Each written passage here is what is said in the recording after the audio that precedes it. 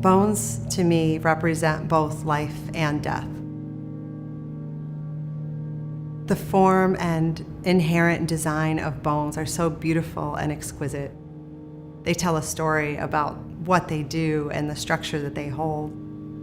But on their own, when they're separated from that structure, they're very intriguing of how did this shape come to be.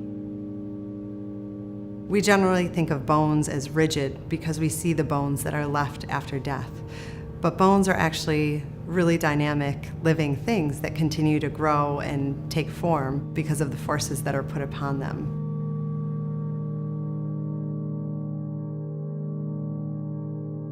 I've always used the body in my artwork. I'm very inspired by our natural biology, as well as our emotional content. Sharing what it means to be human is a deeply personal and deeply emotional expression.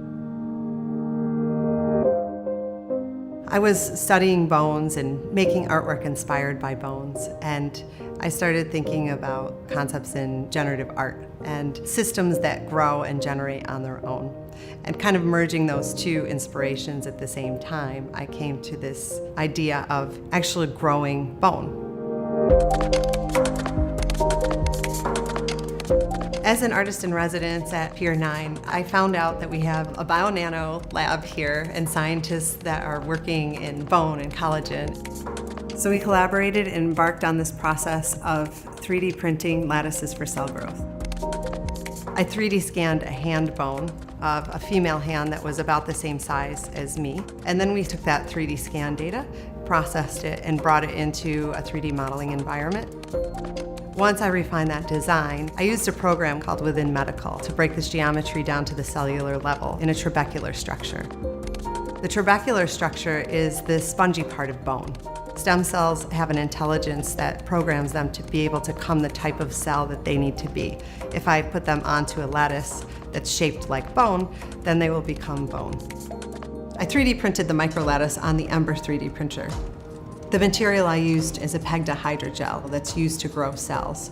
It's biocompatible and biodegradable, so over time, the hydrogel disintegrates. After the microlattices were 3D printed, we seeded them with human stem cells and allowed them to grow. So the intention is that I made this lattice to guide the cells a form to grow into, but we don't really know if it's going to grow into that form or if it's going to proliferate outwards and do something more interesting.